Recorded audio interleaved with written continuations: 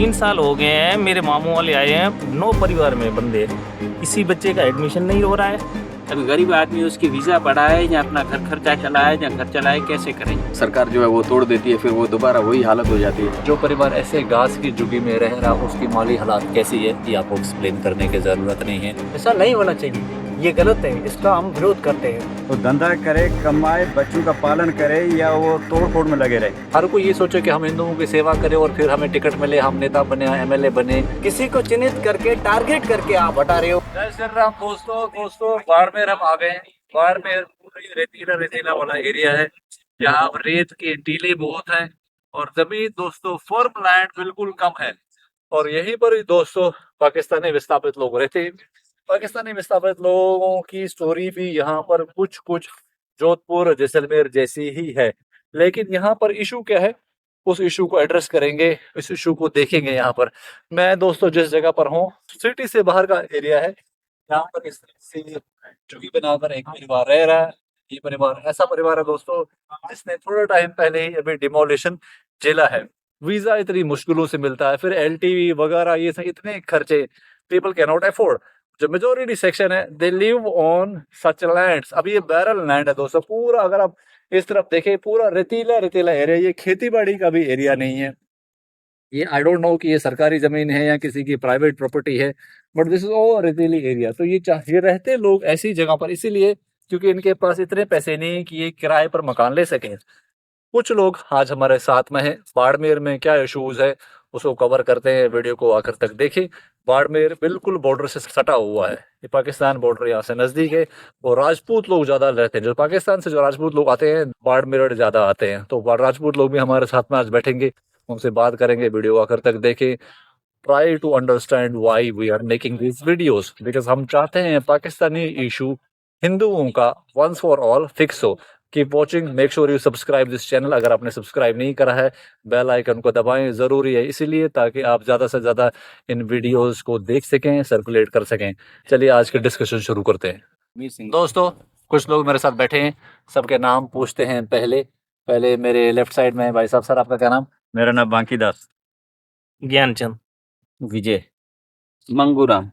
आमिर सिंह, विस्थापित प्रतिनिधि बाड़मेर। चंद्राम भील। भीमाराम। सोनगाराम भील। दोस्तों ये लोग हमारे साथ बैठे हैं यहाँ पर और सबसे पहले मांगो राम जी से समझते हैं कि यहाँ पर क्या समस्या है। ये से बताओ ये झुग्गी किसकी है? सर ये झुग्गी मेरी है। ठीक है, क्यों झुग्गी में क्यों बैठे हो? सर झुग्गी में तो अभी हमारे पास कोई ना प्लॉट है ना कोई मकान है, इसीलिए इधर बनाया था। ये एक छोटा सा कमरा भी बनाया था, हाँ 15-20 का।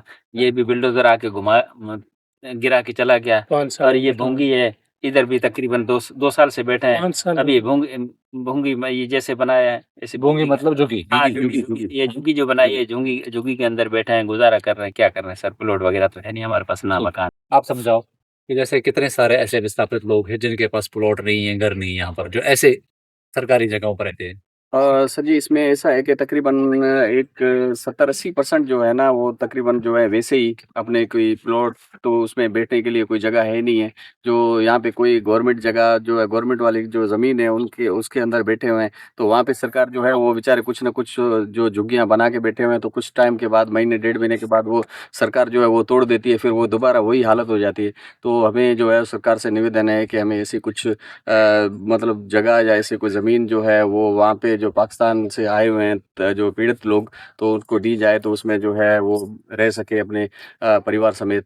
और दूसरा जो है ये अपना वापसी में वहाँ पे जो तकलीफ होके आते हैं, यहाँ जो है कोई बच्चे पढ़ाने के हिसाब से भी वो भी नहीं हो सकता है, क्या कि एलटीवी मिलती ही नहीं है, तो जो उनकी जो एजुकेशन है वो अधूरी रह जाती है। तो ऐसे काफ़ी परिवार हैं जो बगैर उसमें से ऐसे ही बैठे हुए हैं।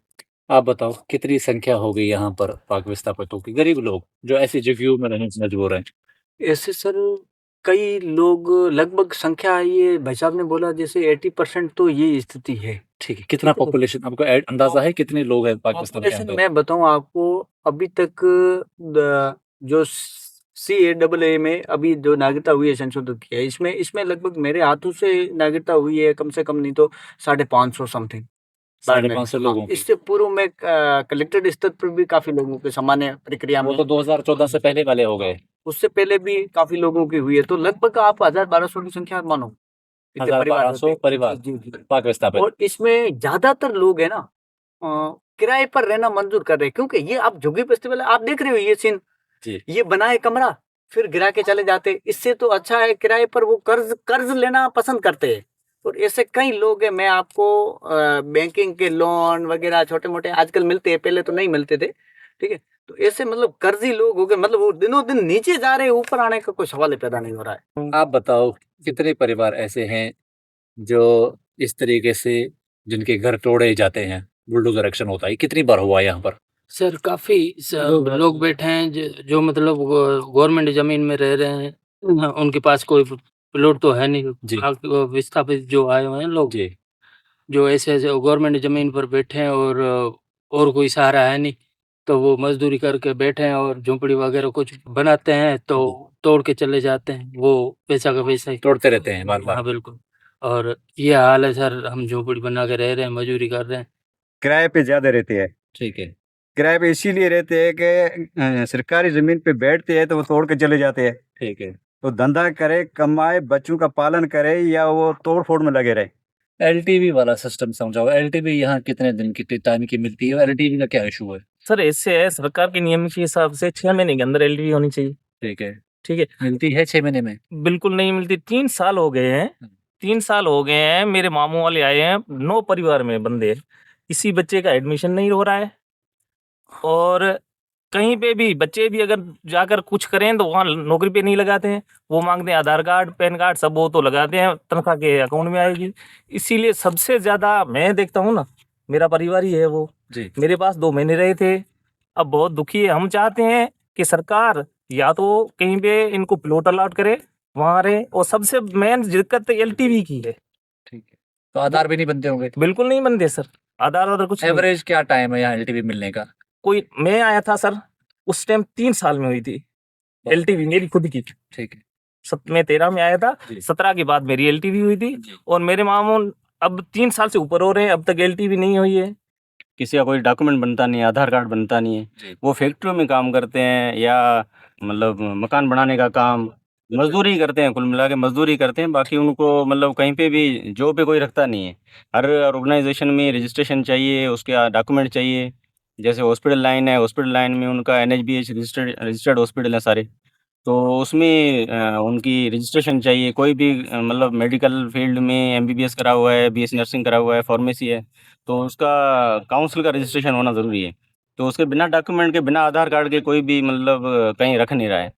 हर जगह पे यही दिक्कत आ रही है। आप मेरे को आइडिया बताओ कितने ऐसे परिवार हैं जो दुखी होकर यहाँ से वापस जाते हैं पाकिस्तान? सर यहाँ पे तो तकरीबन ये जो भी वापस जो जाते हैं ना, इसी तकलीफ की वजह से ना उनकी मतलब आगे एलटीवी होती है, और जिसकी मतलब एलटीवी नहीं होती उसके 6-6 महीने पे वीज़ा बढ़ानी पड़ती है। अभी गरीब आदमी उसकी वीज़ा बढ़ाए या अपना घर खर्चा चलाए या घर चलाए, कैसे करे? और ना ही तो उनके पास प्लॉट है, ना मकान है, कुछ भी नहीं है।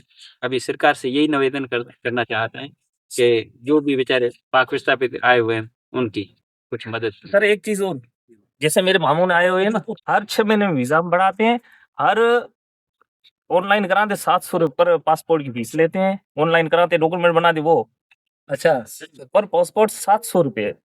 अगर 10 लोग हैं तो 7,000, तो 7,000 वो हो गए, स्टाम्प के अलग हो गए। खर्चों को आ जाते कहीं को। कम से कम 10 से 12,000 हो तो 6 महीने के 6 महीने में 10-12,000 लगते हैं सर। हर परिवार का ही करना? हर 6 महीने में कराना, जब तक एलटीवी नहीं होगी। ये कब से चल रहा है यहाँ पर कि 6 महीने की वीजा एलटीवी मिल रही है? ये जब से भी यहाँ मैं आया उसके बाद तो चलिए, पहले का मुझे पता नहीं है। मतलब आपको 13 साल तो आपको एलटीवी 3 साल बाद मिली। ठीक है, मिली भी तो सिर्फ 6 महीने की, ऐसा नहीं, वीजा जब बढ़ाते हैं ना, शुरू में एलटीवी नहीं होती है ना, हाँ। तब तक आपको 6 महीने तक बढ़ानी है, चाहे 3 साल लगे, 4 साल लगे या 5 साल लगे। उस दौरान परिवार परेशान हो रहा, पैसे भी खर्च बिल्कुल बिल्कुल सर।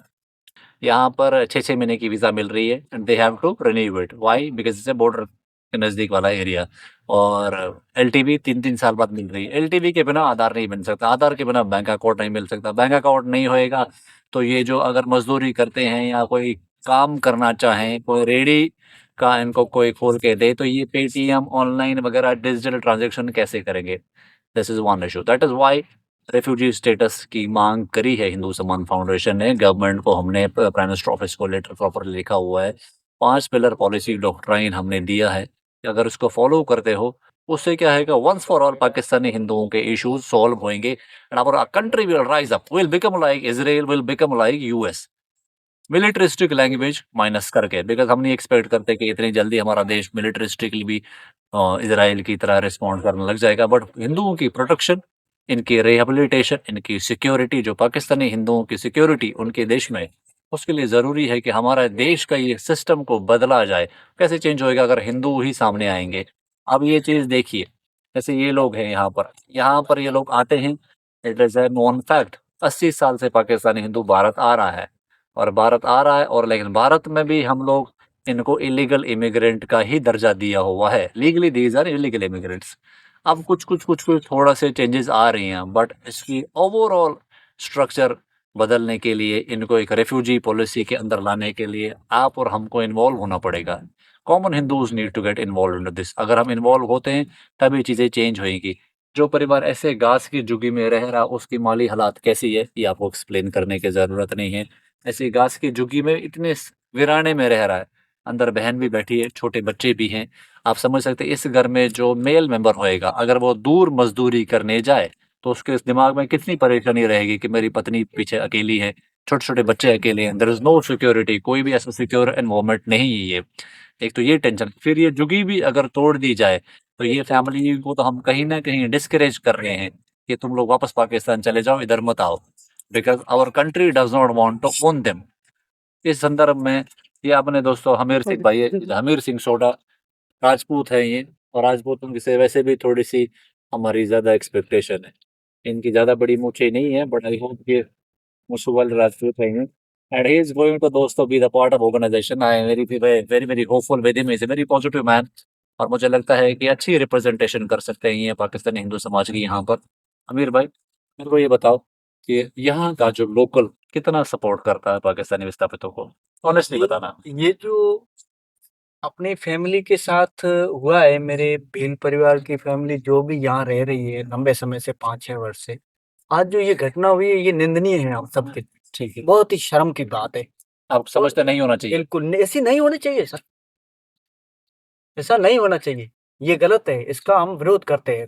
ये अनलीगल बैठे हैं, पर सरकार का फर्ज बनता है, जैसे जैसे में कहीं भी कार्रवाई होती है, सरकार आज फैमिली रह रही है ना सर इसमें। ये कोई ऐसे नहीं कि करोड़पति अरबपति पार्टी है न, बड़ी हवेली वाला है, परिवार है जो इसने कब्जा करके रखा है, दबानी है जमीन, इनका वो प्रोसेस तो नहीं है। इनको रहने की लिए जगह चाहिए सर। मेरा कहने मतलब पशु होता है ना, उसको भी रहने के लिए जगह चाहिए, इतने आप समझ सकते हैं। ये इंसान है, हमारे हिंदू भाई बंधु है, इन सबसे हाथ जोड़कर रिक्वेस्ट करता हूँ, हो सके तो इनकी आप सपोर्ट करो, इनके साथ खड़े रहो। ऐसा कभी भी कोई दिन आए तो इनसे पहले आप इनके साथ में आगे खड़े रहो, इनको पीछे खड़ा करो। ठीक है, तो हम सब सहयोग करेंगे बूंद बूंद में। देखो घड़ो भरी जय मारवाड़ी में कहवे, ठीक है, तो एवं जैसा अपनी ठासा तो ठेस है।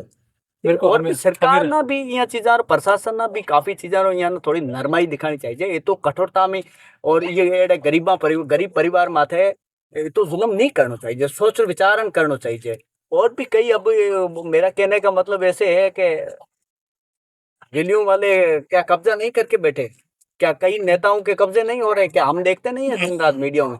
उनके तो नहीं होता है, अतिक्रमण हटते तो नहीं है, इनके कैसे हटते हैं? नहीं, चिन्हित करके किसी को चिन्हित करके टारगेट करके आप हटा रहे हो, तो ये गलत है। और मैं स्पष्ट मैसेज देना चाहता हूँ, हम सब एक हैं।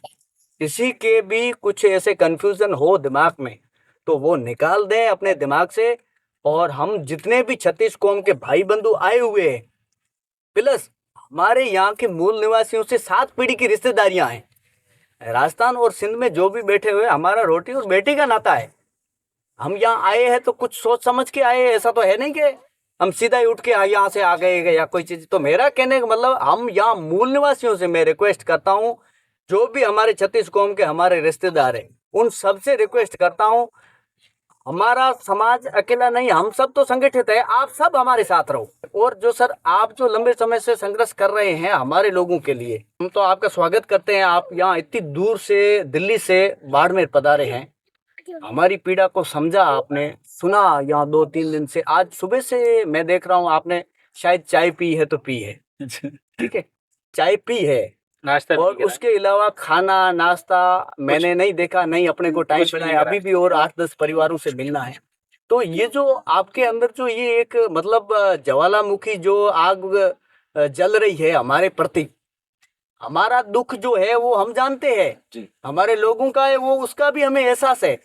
पर जो ये जो एक आपके अंदर जो ये आग जल रही है ना साथ में, ये जो आप चल रहे हो, मेरा कहने का मतलब आज व्रत रख के, तो इसका भी हम सब लोग देख रहे हैं। वास्तविक चीजें क्या होती है सर, जो चीजें अच्छी है उनको अच्छी कहनी पड़ती है। ये मतलब आज हमें देखने को मिला सुबह से, ठीक है, मैं आया, घर से आया तो मैं 5-7 रोटियां खा के आया हूँ, ठीक है, दही के साथ में खाना खा के आया हूँ, ठीक है। आप लोगों को मैंने सिर्फ चाय पीते देखा, चाय पिए, नाश्ता उसके बाद में आपने स्नान किया वगैरह, जो भी हम लोग टीम बना के निकले। तो ये बात बहुत अच्छा लगा।